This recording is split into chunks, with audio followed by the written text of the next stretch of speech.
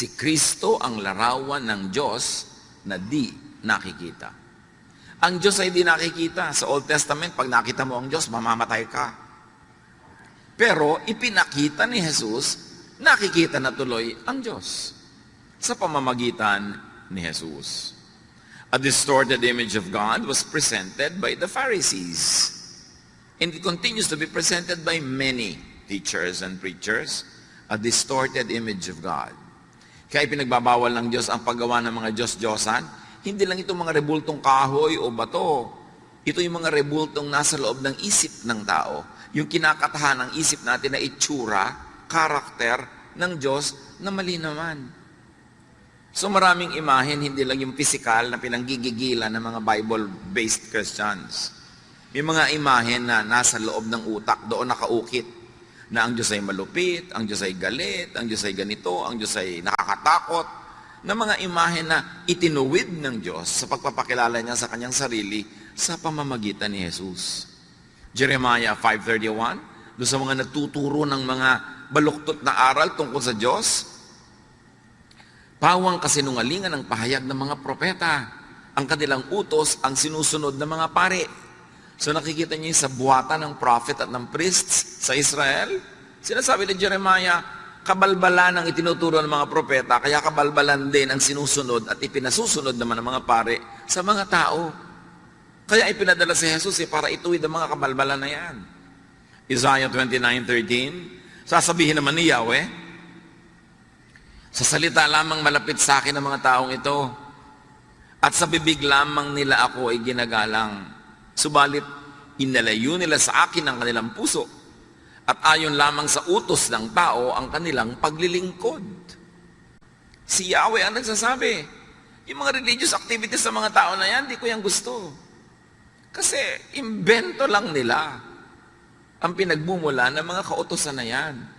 Nakaka-oppress, nakakapagpalungkot, nakakabawas ng ligaya ng buhay, therefore, presenting or misrepresenting God. Mark 7:8, sabi ni Jesus, sa mga religious people of His time, binabaliwala ninyo ang utos ng Diyos at ang sinusunod ninyo yung mga tradisyon ng tao.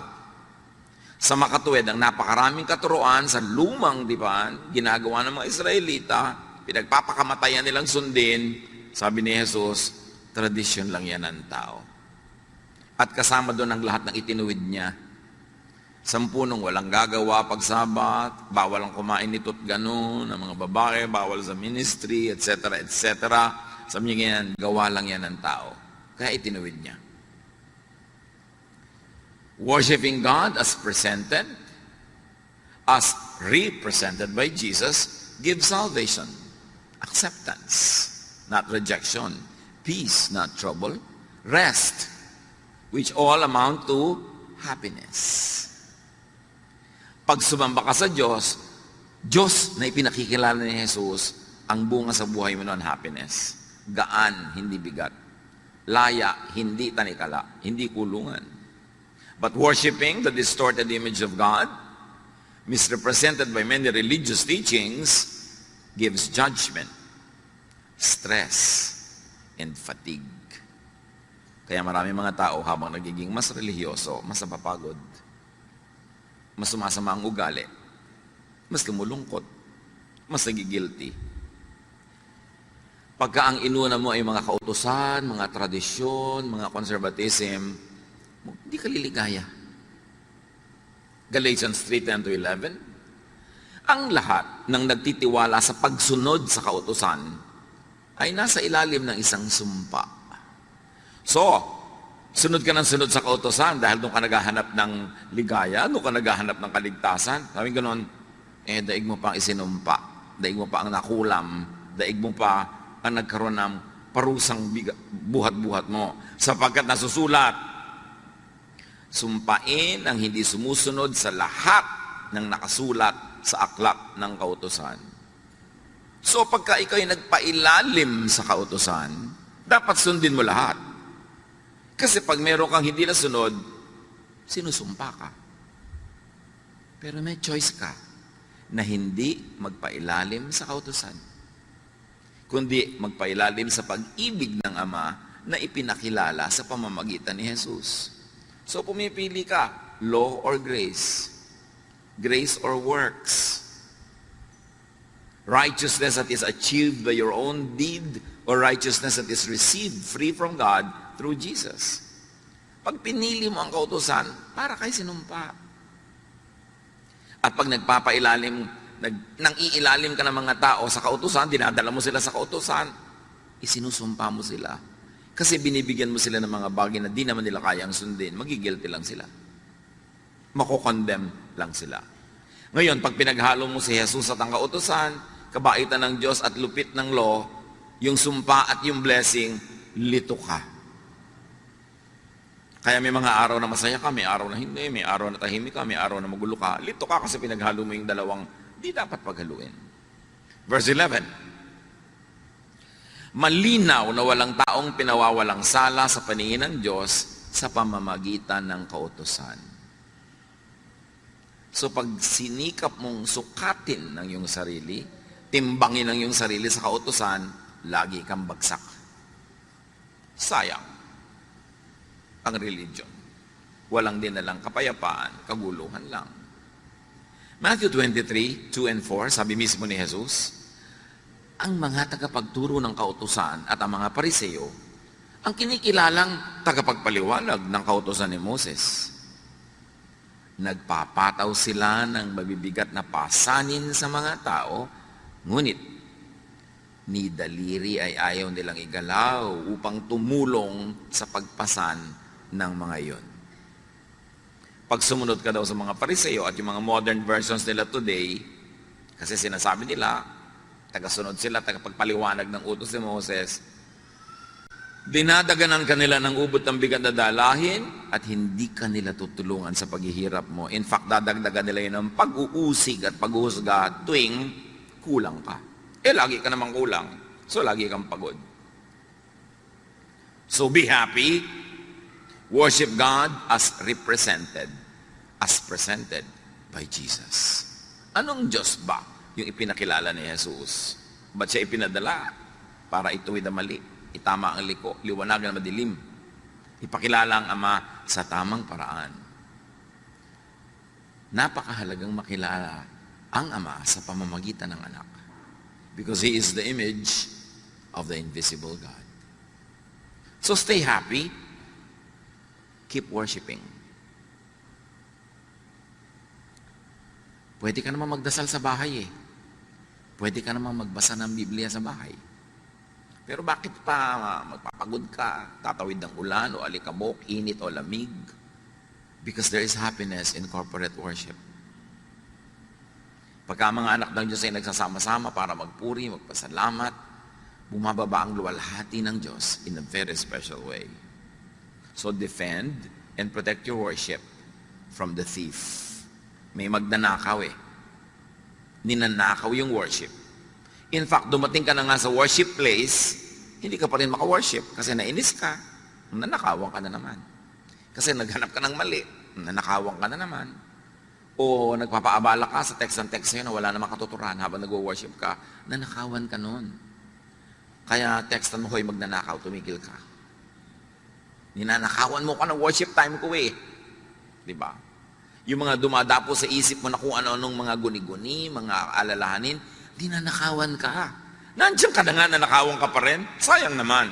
Buti pa, di ka na dumating, pa di ka nagastos ng pamasahe, oras, yung pala nananakawan ka rin eh. Kaya dapat ipaglaban yan. John 10:10, dumarating nga magnanakaw para lang magnakaw. Pumatay at manira. Naparito ako upang ang mga tupa ay magkaroon ng buhay na masaganang lubos. At yun ang gusto ng Panginoong Diyos, ang Ama sa langit, na ibibigay ni Jesus sa atin, kalinawan ng isip para tayo lumigaya sa buhay. At isa doon, maunawa natin yung ligaya, ma-enjoy natin yung ligaya ng pagsamba. There is happiness in worship. Marami sa mga nade-depress, isa sa mga nangyayari sa buhay nilang unang-una, tumitigil silang mag-quiet time, manalangin, mag-devotion. Tapos tumitigil sila na mag-Bible reading, Tumitigil silang mag-pray, at tumitigil silang sumali sa family, group, corporate worship. Kaya palala ng palala ng palala. Psalm 89:15, mapalad ang taong sa'yo'y sumasamba. Sa pagsamba nila inaawitan ka, at sa pag-ibig mo'y namumuhay sila. Kaya yung mga taong laging, ayoko pong sumali ng choir, ayoko pong mag-Sunday school teacher, ayoko magkaroon ng ministry, kasi madalas hindi ako nakaka-attend. Lalo kang sumali. At mas mahigpit yung leader mo ng pag-check ng attendance, pinandidilatan ka na halos maglaglag ang mata niya pag late ka, blessing yun sa'yo. Kasi nauobliga kang dumating. Kasi pag dumating ka na, ikaw na yung mabe-bless. Alam niyo yung pagdalo sa mga gawain ng Panginoon, yung minsan tinatamad ka, ayaw mo, meron kang negative feeling, habang papunta ka pa lang yun, kasi dinajablo ka eh. Pero pag nandun ka na, ang totoo nun, nagpapasalamat ka na, ay salamat dumating na ako. At pag pauwi ka na, nagpapasalamat ka, salamat ipinaglabang ko to kasi meron talaga ako na pala. Yung struggle sa papunta lang yun. Doon kayo dapat magwagi. Kasi talagang nanakawan ka. Psalm 63:1, in my heart, I long for you, as I would long for a stream in a scorching desert. At ang ginawa dito ang halintulad ay usa na nagtatatakbo ng ubod ng bilis sa napakainit na desyerto. Kaya as the deer panted for the water, so my soul longs after thee. Panted, ibig sabihin nun yung humihinga ng ubod ng bilis kasi uhaw na uhaw, pagod na pagod. As the deer pants for the water. Hindi yun isang piraso ng pantalon. Buntong hininga yun. So, napaka-importante kasi sabi niya, para akong usa, uhaw na uhaw ako pag malayo ako sa iyo. Ikaw ang tubig ko, ikaw ang aking living water. So can you imagine kung gaano uhaw yung mga taong hindi sumasamba? Pero madalas hindi nila alam na yun ang dahilan ng pagkauhaw nila. So worship lifts God up, and in the process, the worshiper is also lifted up. Sabi, bakit po ba natin itinataas ang pangalan ng Panginoon? Ganun po ba siya ka-proud? Gusto lagi tinataas, no? Pag itinataas mo siya, nahihila ka rin niya pataas. Ikaw ang nakikinabang. Pag pinupuri mo siya. Kasi pag pinupuri mo ang Panginoon, nabubuhay sa iyo yung mga pamana sa iyo ng Panginoon. Yung karakter mo na galing sa Kanya, yun ang nang umiiral, yun ang nangingibabaw. Kaya aangat ka at liligaya. Pero pag pinupuri mo sa lifestyle, sa salita, sa buhay mo ay ang dyablo, yung mga karakter ng dyablo na nasa iyo rin, ang mabubuhay. Ang siyang mangingibabaw at mananaig, kaya magkakata-dyablo ang buhay mo. Kaya napakahalaga nung pinipili mo ang iniangat, ang Panginoon. In our hearts, there is a God-sized vacuum that only God can fill. Alam niyo naman yung vacuum. Pero sa puso natin, may vacuum yan. May vacuum for kotse. Pag nagka-kotse, lumigaya ka. Sige. May vacuum for love life. Pag nagka-love life, lumigaya ka. May vacuum for pera. Nagka-pera ka, lumigaya ka. Pero ang pinakamalaking vacuum sa puso ng tao ay yung para sa Diyos. At liban na lang na nandun ng Diyos, kahit mapuno lahat yung ibang vacuum kanina, nagka-kotse ka, nagka-love life ka, nagka-bahay ka, nagka-pera ka, pag wala yung Panginoon sa vacuum niya, hindi ka maligaya. Pero pag ang Panginoon nandun na sa vacuum niya, kahit yung iba wala pa, maligaya ka na rin. Dala ka na. There is a God-sized vacuum that only God can fill. And a lot of that is filled in corporate worship. Kaya ipinaglalaban natin yun eh. Pwede naman tayo mag-worship na lang kanya-kanya, sa kanya-kanya mga sulok-sulok, gilid-gilid. Why rent a big place like this and pay for electricity and water and everything? Because we need a place where we can all worship together. Because God is delighted in worship that is comprised of many people, His children. At sa worship na yun, hindi lang yung nagkakakanta ka, nagdadasal, nagkakakilala kayo, nagkakatulungan, nagmamahalan kayo. Yun pa ang dapat ma-achieve. Kaya merong corporate worship. Psalm 42 verse 2, my soul thirsts for God, for the living God. Kaya marami mga tao, depressed po ako, malungkot po ako. Ano mo, Diyos lang yan, ang kulang. Kailangan lagay mo siya at yung lahat iba susunod na. Although marami pang ibang pwedeng gawin para yung mga depression na yan ay matanggal, pero inuuna mo yung relasyon mo sa Diyos. Kaya tayo tinuturuan. Ba't ba tayo tinuturuan laging be thankful? May ibig mo sabihin, ang gulgulo na ng buhay ko, be thankful? Yes. Kasi pag inisip mo yung dapat mo ipagpasalamat at nagpasalamat ka, ang nabubuhay sa iyo yung espiritu ng pagpapasalamat, hindi yung pagrereklamo. At pag nabubuhay yung espiritu ng pagsasalamat, nagiging magnet yon para lahat ng magagandang bagay magdatingan sa buhay mo. Kaya ka tinuturuan to be thankful. Hindi ka para utuin. O hindi ka para mag-in denial na hindi naman ka masaya, pupuri ka. Hindi ka nga masaya, kaya magpuri ka at sasaya ka. Dalawa lang yan mga kapatid. Ang saya-saya mo, kaya ka nagpupuri sa Diyos. O ang lungkot-lungkot mo, kaya magpuri ka para ka sumaya. Pareho ang effect. So if you have enough reason to thank God, thank God. But if you have no reason, you think to thank God, all the more that you should thank God para bukas ang isip mo na oo nga pala, maraming dapat ipagpasalamat.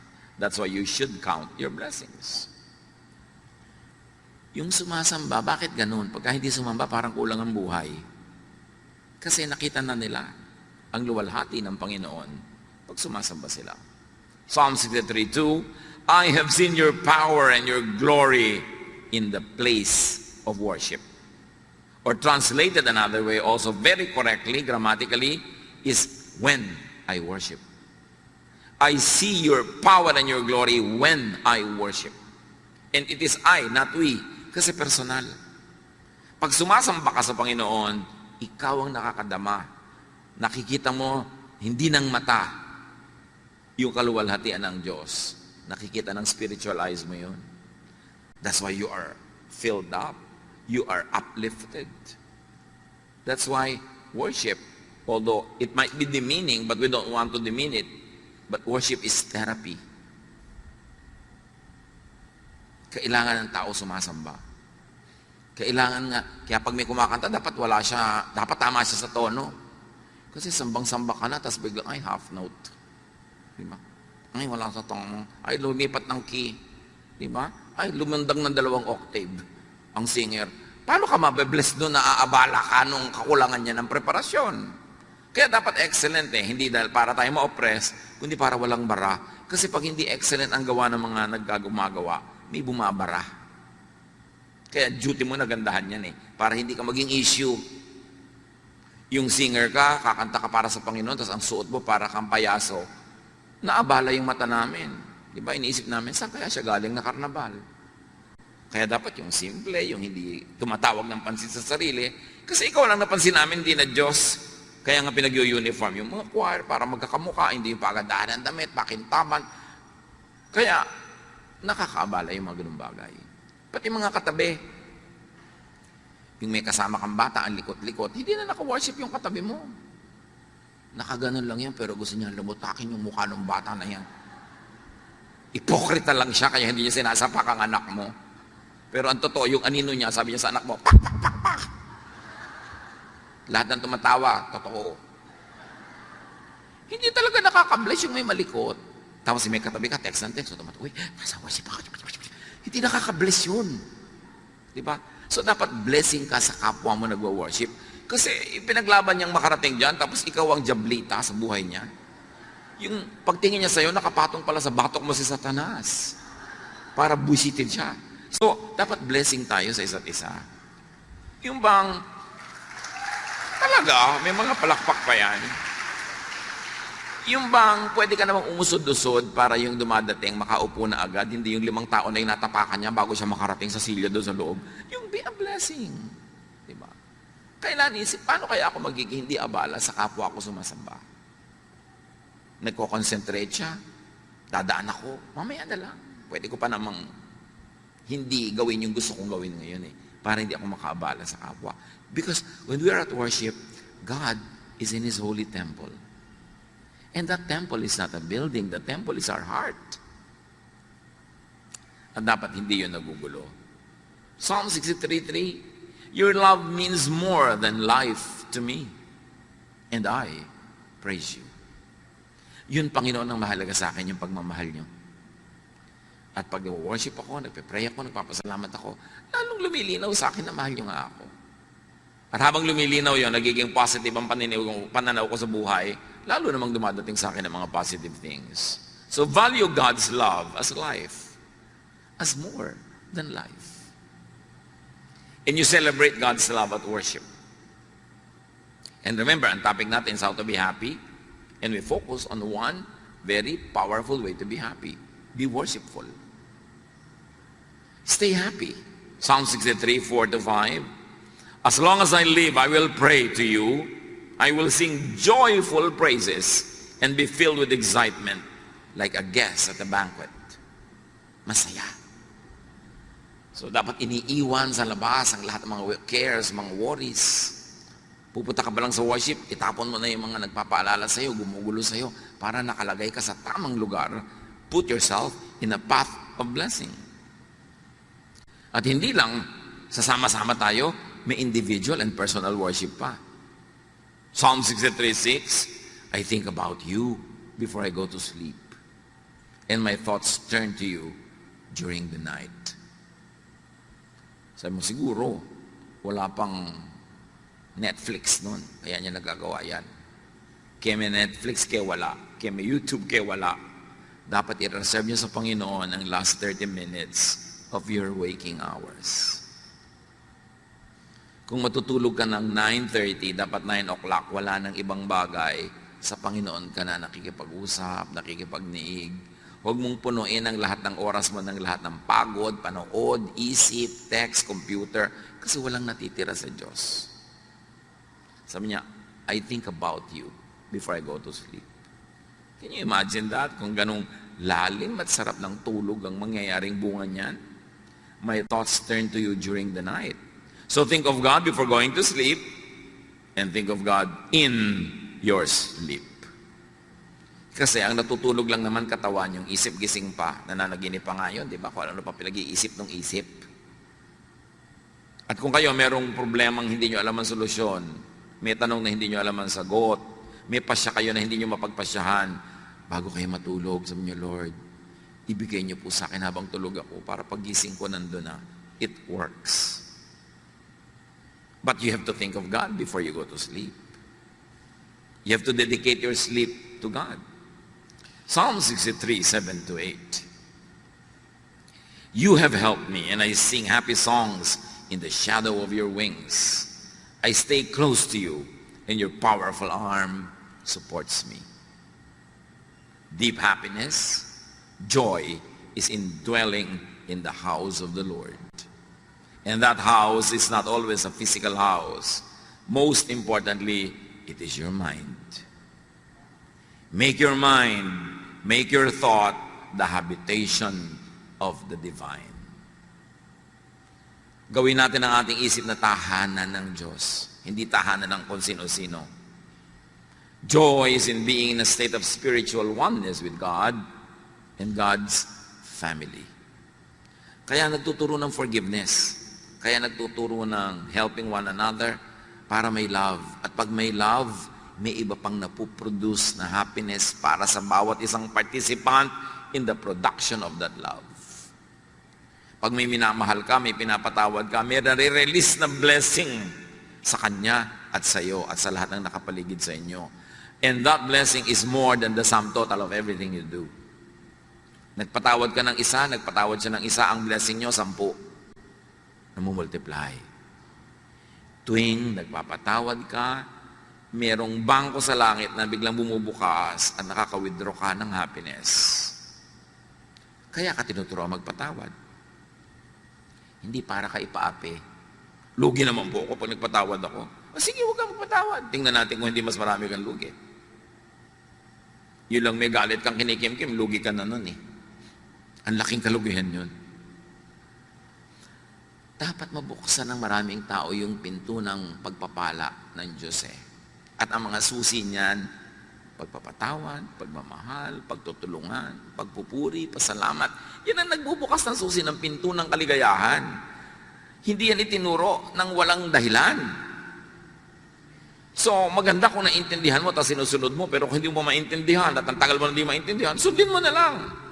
At habang sumusunod ka, baka doon mo palang maintindihan. Because while at worship, at hindi lang yun yung formal program ng worship, yung paggawa ng mga bagay na nakakalugod sa Diyos, worship yun. Artist ka, gumagawa ka ng magandang piece of art, worship yun. Singer ka, kumakanta ka, worship yun. At walang secular o holy songs, lahat ng songs sa Diyos. Ang mahalaga yung content.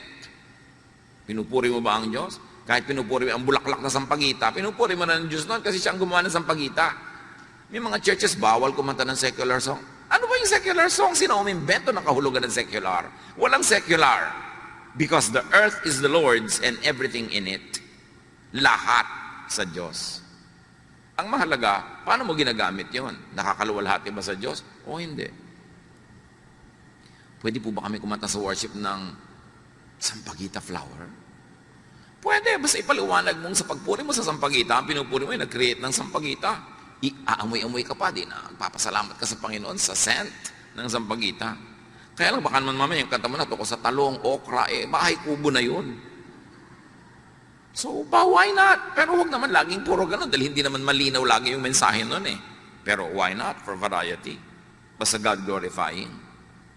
Napakahalaga na makita mo na you can worship God through anything and everything you do. Kung ikaw ay nanay, wala kayong kabudget-budget, ang ulam nyo lang kamatis at saka tuyo.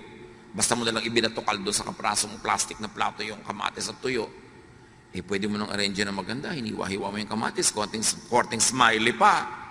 Worship yon. You're worshiping God by glorifying Him na kahit kamatis at tuyo yun, ang ganda ng presentation because God is God of beauty. And then liligaya ka pag ganun.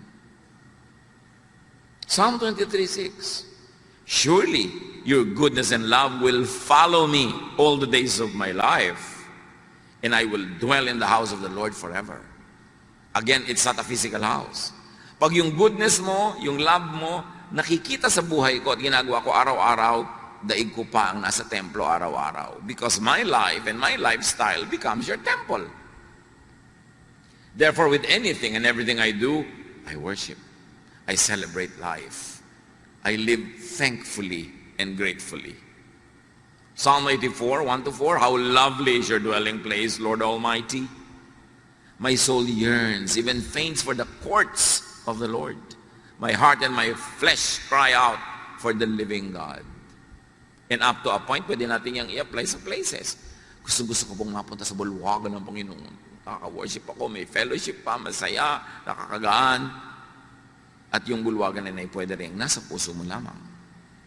Even the sparrow has found a home, and the swallow a nest for herself, where she may have her young, a place near your altar. Lord Almighty, my King, and my God. So kahit daw mga ibon-ibon, natutuwa na pumunta sa mga templo, di ba? Yung mga places of worship, lalo matataas, tinitira ng mga ibon. So it's a kind of metaphor na kahit mga ibang mga nilalang ng Diyos, gustong lagi nilang nasa malapit sa templo. Again, the temple should go beyond the physical meaning, but go to the spiritual meaning. That I like to be near you, to behold your beauty, to sing of you, about you, and to you. Blessed are those who dwell in your house. They are ever praising you. So happiness actually is really emotion. And emotion is nothing but brain and blood chemistry. So pwede natin na ayusin ang ating blood and brain chemistry para mag-create ng emotion that is happy. Yan ang ginagawa ng mga maraming therapists. Yung pinapaamoy ka na mabango, pinapakita ka na magandang view, pinapaninig ka ng mga tunog-tunog ng ulan. Because when your brain is induced to be happy, the brain commands the blood to change its chemistry, and you become happy. Because happiness, like all emotions, is chemistry. Kaya may mga negative chemistry na nakaka-deceive, yung mga yung higop ng higop at amoy ng rugby, hindi nagugutom. Kasi niloloko sila ng utak nila, nabusog sila.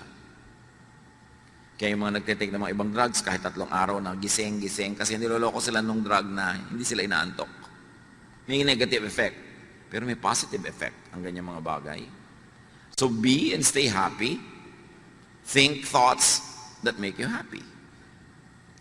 When you think happy, your brain is happy, your brain commands your blood and your whole body to be happy. But when you think sadness, when you think horror, when you think fear, your brain commands every part of your body to produce fear, anxiety, worry. So it's all a thought. Masaya kayo, masaya, kumakain, ang ligaligaya. Bigla niyong nakaalala yung asawa niyong malayo na biglang bakasyon, nangangalo niya. Diba, bigla mag-iinit ang mga paligid ng tenga mo, maiiba ang tibok ng iyong puso, magagalit ka na, wawalan ka ng gana, mahirap lumulon, dahil lang yan sa naisip mo. Actually, wala ka pa nakita. Kasi ang iniisip mo, nagiging ganun ka. Can you imagine kung paano tinotorture ng mga taong selosa ang sarili nila? Ng mga taong mainggitin, mga taong magagalitin, mga taong mapaghanap ng mali, tinotorture nyo ang inyong sarili. Kasi kung anong isipin ninyo, yun ang iuutos ng utak nyo sa lahat ng bahagi ng iyong katawan na sundin. That's why you can think yourself into happiness. You can think yourself into sadness. That's why it's very, very important to be in command of your mind, of your brain. If you think happy thoughts, you'll be happy.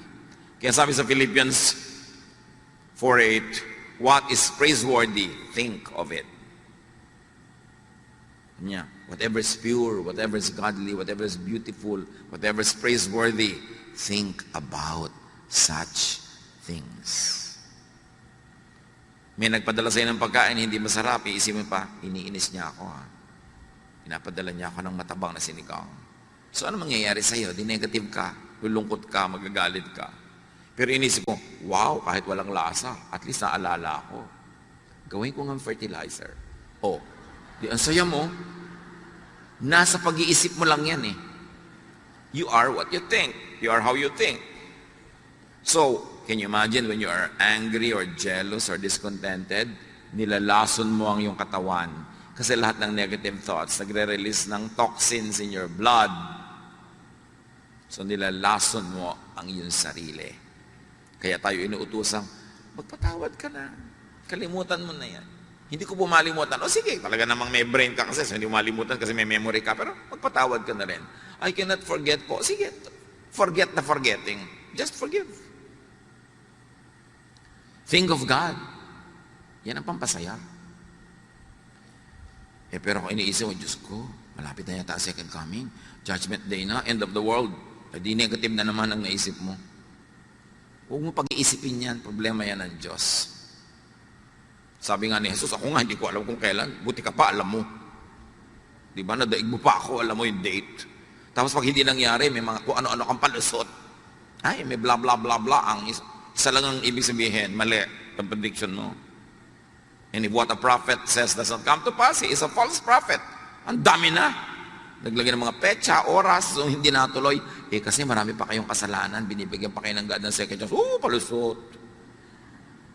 Mga palusot yung mga nagbibigay ng mga date-date, tapos hindi naman natutuloy. Huwag yung iniisip yan. The idea of and about God should be happy, not sad.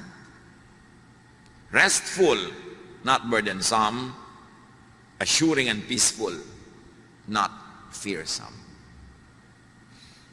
It should be loving and forgiving. Not hateful, not vindictive, and definitely not judgmental. Huwag kayong kakampi sa isang political party, sa isang bansa, sa isang lahi, sa isang relihiyon, kahit malupit sila sa iba, in the name of God, bola yon. God will not want you to have any part in any violence, unkindness, in anything that robs people of happiness or dignity. Tapos done in the name of God, dapat matalino na tayo by now. Minamanipulate tayo ng mga ganyan. So, you want to be happy, think of the God presented and represented by Jesus. And then, do activities that make you happy. May mga iniisip, may mga ginagawa, physical. Kasi happy feelings create happy activities. Di ba pag happy ka, yung feeling mo, gumagawa ka ng happy activity. Halimbawa, ang saya mo, magluluto ka ng special para sa pamilya mo. Pero kung wala kang happy feelings, walang happy activities, baligtarin mo. Wala kang happy feelings, gumawa ka ng happy activities na magke-create ng happy feelings. It works both sides of the equation. Happy feelings can create happy events, but happy activities can create the happy feeling. So kung wala ka ng happy feeling, gumawa ka ng happy activity. That's under your control. You can do that. And then, maiiba, mare-reverse, sasaya ka at ang iba. You cannot always control what you could do, your physical situation, but you can direct your thought. Si Paul and Silas, sa paggawa ng mabuti, sa pamamalitan ng tungkol kay Jesus, nakulong. Di lang nakakulong, dinala pa sa malalim na dungeon, di lang yon, itinali pa ng mga kadena at bakal ang kanilang mga paa at kamay sa pader. Hindi ka makakamot, biruin mo yun, hirap nun. Pag may kumate, tinuka ka ng lamok, whatever, nauuhaw ka, gusto mo punta sa toilet, di mo magawa. Dapat magreklamo ka na sa Diyos, Lord, I serve you. Bakit ako nandito? But Paul and Silas sang hymns. Because you can choose. Whatever it is that you are going through, you can choose to complain or to be thankful, to be negative or to be positive. And because they were very, very positive, and they sang hymns, and they lifted God up, and all the other prisoners were blessed through their singing, and they forgot their own sorrows and their own complaints, God sent an earthquake that shook the very foundations of the place. Dahil sa pagpuri. Induce desired thoughts and emotions in your brain. Kumbinsihin mo yung isip mo, akayin mo yung isip mo na magpakasaya at aakayin niya ang lahat ng bahagi ng iyong katawan na sumunod. Romans 12:2, be changed by the renewing of your mind. And if I may extend that, change your situation outside of you by changing the thoughts inside your mind. Because it is the thought that is the habitation of God. And it is through thought that the power of God can be made real in our lives. Yan ang dapat natin i-develop, yung mas transcendental, yung mas invisible aspect of the faith, which is really mental discipline. Create happiness in your heart and your mind. At pwede ka nun, either masaya ka, so kumakanta ka, or malungkot ka, kumanta ka para ka sumaya. Pero huwag naman ang kakantahin mo yung tuwing lulubog ang araw. May umabot pa sa inyo sa kanta na yan. Nakakalungkot ang mga kanta, nalulungkot ka na nga. Dapat ibahin mo, baliktarin mo. So let and make sensations of sound. Alam niyo, lahat ng buhay may tunog. Yung tinetest ka dito ng takbo ng ugat sa iyong leeg, pag pinakinggan mo yung machine, gumaganyan-ganyan, yung pala hindi mo nadidinig, pero through a machine, dinig. Because lahat ng life may sound. Kaya, punuin mo ng sound ang buhay mo, music, para ka sumaya. Or sight. Tulad nun, pag nakikita na yung temple, lumiligaya sila, or whatever the equivalent is in your life. Make sensations of smell and scent.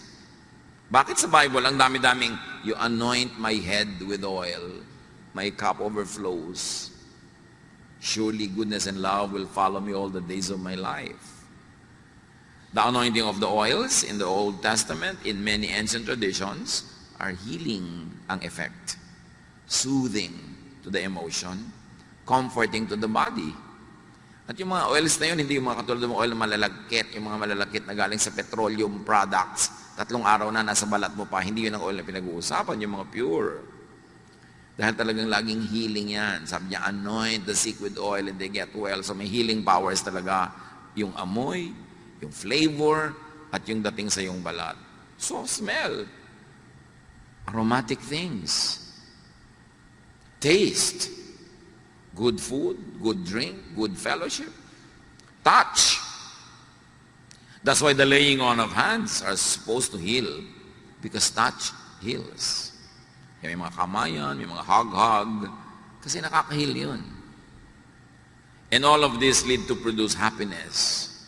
Happiness thoughts, happiness chemistry. So maraming paraan para sumaya. Iniisip mo, o gumagawa ka ng activities na nagpapasaya, o isinasubject mo ang sarili mo sa senses through which happiness, joy, pleasure can pass. Si Elisha sa 1 Kings 19, this wonderful, powerful prophet of God wanted to die. Pero nabaligtad yun. Matapos makakain, makatulog, at makipag-fellowship with an angel. Do the same. Ang dami-dami ko natatanggap ng mga tanong sa Facebook at kung saan-saan, nade-depress po ako, nalulungkot po ako, bla bla bla. Ano pong pwede kong gawin? Well, change your body chemistry. Uminom ka ng masarap, kumain ka ng masarap, matulog ka, kung pagod ka, kung sobrang tulog na, gumising ka. Get out of your bed and be active. Fellowship with people, do something enjoyable. Pag hindi naman nilayasan kanyang lungkot na yan eh. Di ba? Resist the devil and he will flee from you. You don't have to fight the devil, you just have to resist. So may spirit of sadness, resist it. How do you resist it? Not by entertaining it. Nalulungkot ka na nga, magkukulong ka pa sa kwarto, hindi na solo ka ng diablo. Nalulungkot ka na nga, ayaw mo pang kumain, nade-depress ka na, ayaw mo pang gumalaw, lalo kang malulungkot. Dapat baguhin mo ang situation mo. Now in life, you can be the recipient of happiness, meaning you're naturally happy because there are things that make you happy. Or if you are not a naturally happy person, then be the producer of happiness. Umimbento ka ng kaligayahan. At through lahat ng pinag-usapan natin mula kanina pa, na kung gusto nyo, uulitin ko lahat. Pero hindi naman, natatandaan nyo naman eh. Diba? Make yourself happy. Think of God. Change your thoughts. Use physical things to make you happy. Senses, smell, sight. Create and produce happiness with directed thought. If you don't direct your thoughts, the devil will. That's why you have to control your thoughts. Direct your thoughts. Create and produce happiness with activity. Kaya malaking therapy yung may ministry, lalo kung committed ka talaga, kahit na tinatamad ka, medyo mabigat ang pakiramdam mo, dadating ka pa rin, ang ending sumaya ka. Na iba ang takbo ng iyong buhay. Create happiness with sensations, with aroma, with taste. Anoint with oils. Very important yun. Makikita mo yung ministry ng mga ganong bagay. 1 Corinthians 9:27, subalit pinahihirapan ko ang aking katawan at sinusupil ko upang sa kayo hindi ko ako maalis sa paligsahan pagkatapos kong mangaral sa iba. Now, bago kayo maghampas-hampas sa sarili at magpahirap, ang tinutukoy lang naman ni Pablo dito, nag-i-exercise ako ng self-control para yung goal ko mangyari.